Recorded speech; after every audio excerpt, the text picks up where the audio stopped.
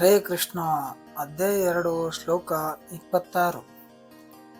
ಆದರೂ ಕೂಡ ಈ ಆತ್ಮನನ್ನು ಸಹ ಹುಟ್ಟಿದವನು ಎಂದಿಗೂ ಅಥವಾ ಭಾವಿಸುವೆ ಮೃತನೆಂದು. ಆದರೂ ನೀನು ಮಹಾಬಾಹುವೇ ಎಂದಿಗೂ ಇಲ್ಲ. ಆತ್ಮನ ವಿಚಾರದಲ್ಲಿ ದುಃಖಿಸುವುದಕ್ಕೆ ಅರ್ಹನಾಗಿದ್ದೀಯೇ? ಹೀಗೆಂದು ಅರ್ಜುನನಲ್ಲಿ ಶ್ರೀಕೃಷ್ಣನು ಕೇಳುತ್ತಾನೆ. ಅನುವಾದ ನೋಡೋಣ ಬನ್ನಿ. ಆತ್ಮವು ಅಥವಾ ಜೀವನದ ಲಕ್ಷಣಗಳು ಸದಾ ಹುಟ್ಟುವನೆಂದು ಶಾಶ್ವತವಾಗಿ ಸಾಯುವನೆಂದು ನೀನು ಭಾವಿಸಿದರೂ ಮಹಾಬಾಹುವೇ ನೀನು ಶೋಕಿಸಲು ಕಾರಣವಿಲ್ಲ. ಭಾವಾರ್ಥ ತಿಳಿಯೋಣ ಬನ್ನಿ. ಬೌದ್ಧ ಸದೃಶರಾದ ತತ್ವಶಾಸ್ತ್ರಜ್ಞರ ವರ್ಗವೊಂದು ಸದಾ ಇರುತ್ತದೆ. ಇವರು ದೇಹವನ್ನು ಬಿಟ್ಟು ಆತ್ಮಕ್ಕೆ ಪ್ರತ್ಯೇಕ ಅಸ್ತಿತ್ವವಿದೆ ಎಂದು ನಂಬುವುದಿಲ್ಲ. ಶ್ರೀಕೃಷ್ಣನು ಭಗವದ್ಗೀತೆಯಲ್ಲಿ ಉಪದೇಶಿಸಿದಾಗ ಇಂತಹ ತತ್ವಶಾಸ್ತ್ರಜ್ಞರು ಇದ್ದಂತೆ ತೋರುತ್ತದೆ. ಇವರನ್ನು ಲೋಕಾಯತಿಕರು ಮತ್ತು ವೈಭೀಷಕರು ಎಂದು ಕರೆಯುತ್ತಿದ್ದರು. ಜಡವಸ್ತುವಿನ ಸಂಯೋಜನೆಯು ಒಂದು ಪಕ್ವ ಸ್ಥಿತಿಯನ್ನು ಮುಟ್ಟಿದಾಗ ಜೀವನದ ಲಕ್ಷಣಗಳು ಕಾಣಿಸಿಕೊಳ್ಳುತ್ತವೆ ಎಂದು ಇವರು ವಾದಿಸುತ್ತಾರೆ. ಇಂದಿನ ಲೌಕಿಕ ವಿಜ್ಞಾನಿಯು ಪ್ರಾಪಂಚಿಕ ಮನೋಧರ್ಮದ ತತ್ವಶಾಸ್ತ್ರಜ್ಞರೂ ಹೀಗೆಯೇ ಚಿಂತನೆ ಮಾಡುತ್ತಾರೆ. ಅವರ ಅಭಿಪ್ರಾಯದಲ್ಲಿ ದೇಹವು ಹಲವು ಭೌತಿಕ ಅಂಶಗಳ ಸಂಯೋಜನೆ. ಒಂದು ಘಟ್ಟದಲ್ಲಿ ಭೌತಿಕ ಮತ್ತು ರಾಸಾಯನಿಕ ಅಂಶಗಳ ಪರಸ್ಪರ ಕ್ರಿಯೆಯಿಂದಾಗಿ ಜೀವನದ ಲಕ್ಷಣಗಳು ಬೆಳೆಯುತ್ತವೆ.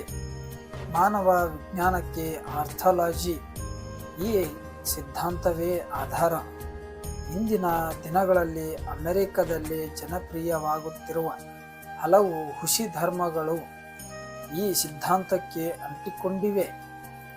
ಸರ್ವಶೂನ್ಯವಾದ ಭಕ್ತಿಶೂನ್ಯವಾದ ಬೌದ್ಧ ಪಂಥಗಳು ಈ ಸಿದ್ಧಾಂತಕ್ಕೆ ಅಂಟಿಕೊಂಡಿವೆ.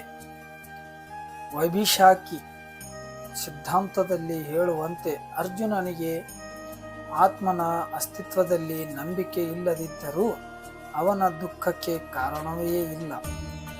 ಒಂದು ಪ್ರಮಾಣ ರಾಸಾಯನಿಕಗಳು ನಷ್ಟವಾಗುವುದೆಂದು ಅಳುತ್ತಾ ಯಾರೂ ತನ್ನ ನಿಯತ ಕರ್ತವ್ಯದ ಪಾಲನೆಯನ್ನು ನಿಲ್ಲಿಸಬಿಡುವುದಿಲ್ಲ. ಇದಕ್ಕೆ ಪ್ರತಿಯಾಗಿ ಆಧುನಿಕ ವಿಜ್ಞಾನದಲ್ಲಿ ಮತ್ತು ವೈಜ್ಞಾನಿಕ ಸಮರದಲ್ಲಿ ಶತ್ರುಗಳನ್ನು ಸೋಲಿಸುವುದಕ್ಕಾಗಿ ಹಲವು ಟನ್ಗಳ ರಾಸಾಯನಿಕಗಳನ್ನು ವ್ಯರ್ಥ ಮಾಡಲಾಗುತ್ತದೆ. ವೈಭೀಷಾಕಿ ಸಿದ್ಧಾಂತದ ಪ್ರಕಾರ ದೇಹವು ಕ್ಷಣಗೊಂಡಂತೆ ಆತ್ಮವು ಎನ್ನುವುದು ಮಾಯವಾಗುತ್ತದೆ.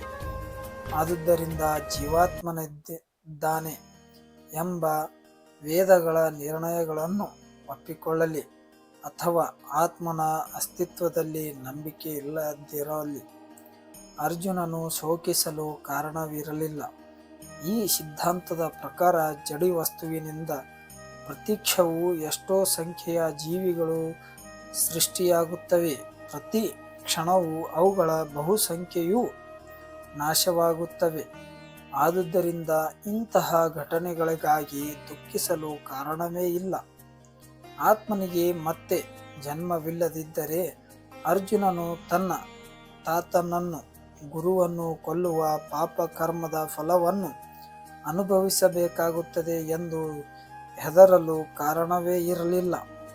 ಈ ಹೊತ್ತಿನಲ್ಲಿ ಶ್ರೀಕೃಷ್ಣನು ಅರ್ಜುನನನ್ನು ಮಹಾಬಾಹು ಎಂದು ವ್ಯಂಗ್ಯವಾಗಿ ಕರೆಯುತ್ತಾನೆ.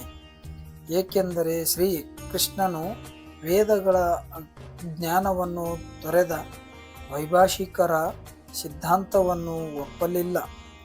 ಕ್ಷತ್ರಿಯನಾಗಿ ಅರ್ಜುನನು ವೇದ ಸಂಸ್ಕೃತಿಗೆ ಸೇರಿದವನು.